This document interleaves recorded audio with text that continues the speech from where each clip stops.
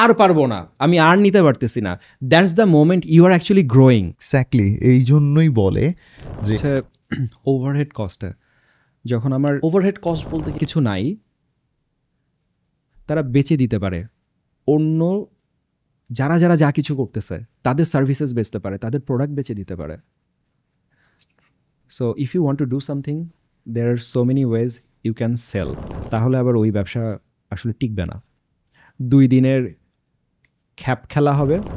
এখন বন্ধ করা উচিত, কারণ অনেক আছে যে একটা ব্যবসা চলতেছে তো অ্যাটাচড হয়ে যায় সেই ব্যবসার সাথে, না এটা চলতেই থাকুক, চলতে থাকুক, আল্লাহ আমি এত শ্রম দিছি, এত সময় দিছি এটার পিছনে, এটা বন্ধ করে দিব। একটা ইমোশনাল অ্যাটাচমেন্ট চলে আসে সেই ব্যবসার প্রতি, এবং দেখা গেছে অনেকে দিনের পর দিন লস করতেই আসে, বাট চালাচ্ছে যে হ্যাঁ একদিন হয়তো বা ভালো কিছু একটা হবে। কারণ নিজেকে কে ফেইলার দাবি করতে চায়? ভালো লাগে না তো যে আমি এই ব্যবসায় ফেল করলাম, কারণ আমি বলতেছি আমিও ফেল করছি আমার অনেক বিজনেসে, আমি ফেল করছি, আমার বাবাকে দেখে আসছি সে বিভিন্ন বিজনেস করছে, সেও ফেল করছে। ওইখান থেকে হয়তো বা আমার রিস্ক অ্যাপেটাইটটা বেশি, যে আমি আমার বাবাকে দেখছি যে কি সে বিজনেসে ফেল করছে, বাট তার কোনো ভয় লাগেনি, সে আরেকটা বিজনেস শুরু করে দিয়েছে। সো আমার জন্য ব্যাপারটা একটু সহজ ছিল, বা সহজ বা স্টিল ভয় লাগে মাঝে মাঝে, সত্যি কথা বলতে। এই জায়গাটা আমি তোমার কাছে যে জিনিসটা জানতে চাই যে তুমি রিস্ক মিনিমাইজ করো কীভাবে, রাইট? আর কখন তুমি বুঝো যে কি ইউ নো হোয়াট, এখন আমার স্টপ বাটনটা ক্লিক করতে হবে, এটা তুমি কিভাবে ভাবো? ব্যবসার আমি মনে করি সবথেকে বড় রিস্ক থাকে হচ্ছে ওভারহেড কস্টে। যখন আমার ওভারহেড কস্ট বলতে কি একটু অডিয়েন্সকে বোঝাই তো? রিকারিং কস্ট, যেটা প্রতি মাসে আমার যাবেই, এটা হচ্ছে rent, employee salary, electricity charge. এই কস্টগুলো যখন আমার বেশি হয়ে যায় আমার রেভিনিউ আর্নিং থেকে, তখন ব্যবসা সাস্টেন করা ডিফিকাল্ট হয়ে পড়ে। তো ওভারহেড কস্টটা অলওয়েজ মিনিমাইজ করার চেষ্টা করতে হবে। আচ্ছা, লাইক ওডেস্কে যদি আমি কাজ না পাই, তাহলে আমি কাজ দিচ্ছি না অন্য কাউকে, কিন্তু আমার তো কোনো খরচ নাই, প্রতি মাসে আমার কোনো খরচ নেই, আমি কাজ পাচ্ছি, আরেকজনকে কাজ দিচ্ছি, কাজ করে বের হয়ে আসতেছে। যারা কিছু করতে চায়, নিজের কিছু নাই, তারা বেচে দিতে পারে অন্য যারা যারা যা কিছু করতেছে, তাদের সার্ভিসেস বেচতে পারে, তাদের প্রোডাক্ট বেচে দিতে পারে। So if you want to do something, there are so many ways you can sell. Risk mitigation, যদি এমন কোনো ব্যবসা হয় যেখানে ইনভেস্টমেন্ট নাই, isn't that the less risky business ever? Then again, ওই ব্যবসাতে সম্পৃক্ততা কিন্তু মানুষের কম থাকে, মানুষ লেস ইনভেস্টেড ফিল করে। যদি ফিলিংটা বা প্যাশনটা না থাকে কোনো ব্যবসায়, তাহলে আবার ওই ব্যবসা আসলে টিকবে না, 2 দিনের খ্যাপ খেলা হবে, তারপরে কিন্তু যা তাই সাস্টেইন করবে না।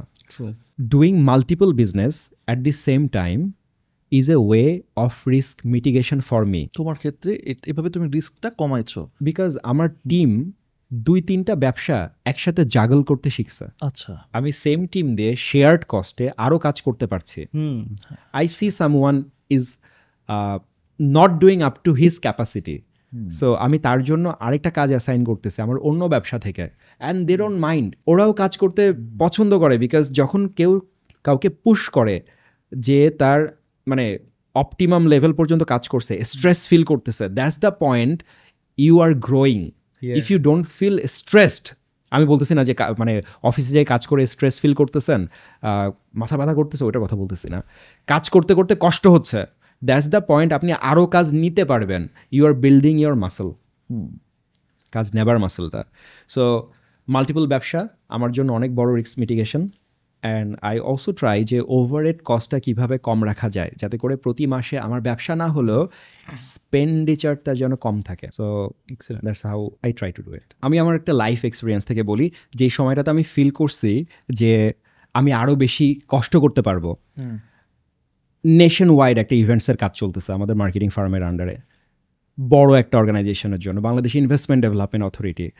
রাত 3টার সময় আমি যে কাজ করতেছি, at one point I wasn't A labour, but আমি লেবার ওয়ার্ক করতেছি with my labours. At one point আমি ওয়াশরুমে যেয়ে কাঁদছি, বিকজ আমি আর স্ট্রেস নিতে পারতেছি না। 7 দিনের ইভেন্ট, 3 রাত হয়তো ঘুমানোর সুযোগ পাইছি, বাকি 24 ঘন্টা ধরে খাটুনির পরে খাটুনি। সো ওই সময়টাতে এখন যখন ওই সময়টার কথা চিন্তা করি আই ফিল লাইক ওকে ওই সময়টাতে লাইক জিমে যে মানুষ যেরকম মাসেল বিল্ড করে আমি কাজ নেয়ার স্ট্রেস নেয়ার এবিলিটিটা আরও বেশি গ্রো করতে পারছি। This is very important. When you are stressed, when you feel like আর পারবো না, আমি আর নিতে পারতেছি না, that's the moment you are actually growing. Exactly, এই জন্যই বলে যে কয়লাকে যদি ভালো মতো চাপ দেয়া হয় এবং একদিন দুই দিন না শত শত বছর চাপ দেয়া হয়, তখনই সেই হীরায় পরিণত হয়। হীরা। Yeah, there are so many people, but we don't take it that way. But আমি ওই মোমেন্টগুলো চেরিশ করি, because those are the moments আমার কাছে মনে হয় যে হ্যাঁ, কাজ করে ভালো লাগার বিষয়টা থাকে না, কানসি তো কি হয়েছে, এখন ভালো লাগে, গর্ববোধ করি। আমি না এই জিনিসটা খুব ভালো লাগতেছে, কারণ কি অনেক আমি দেখি এবং আমরাও গো থ্রু করি, সাজ্জাদ করতেছে, আমরা সবাই, মানে সত্যি কথা বলতে ব্যবসার এটা একটা পার্ট যে খুব স্ট্রেসের মধ্যে যাওয়া লাগে, আনসার্টেনটি, মানে কি হবে কি হচ্ছে সামনে জানি না।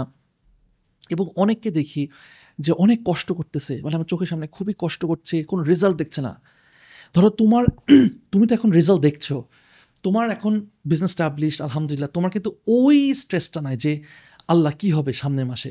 মোটামুটি এখন তোমার ব্যবসা খুবই স্টাবলিশড, সাকসেসফুল।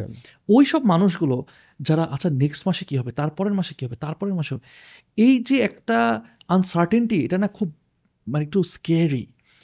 তো আমার কাছে মনে হয় যে এইটাই একটা অন্টারপ্রেনার বানায়, যে সে আসলে লেগে থাকতেছে কিনা, যে ওই সময়, এবং তুমি এই ফেজের থ্রুতে গেছো, ও এখন এই ফেজের থ্রুতে কিছু। ভাই আমি এভরি টাইম যাচ্ছি এবং আলহামদুলিল্লাহ গ্রোথও দেখছি।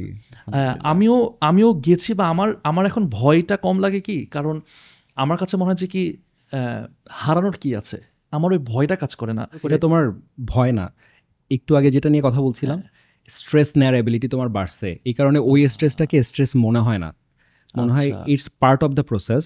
True. And you will go through those challenges and you will overcome it somehow. একটা জিনিস তোমার কাছে খুব ভালো লাগছে, এটা কথা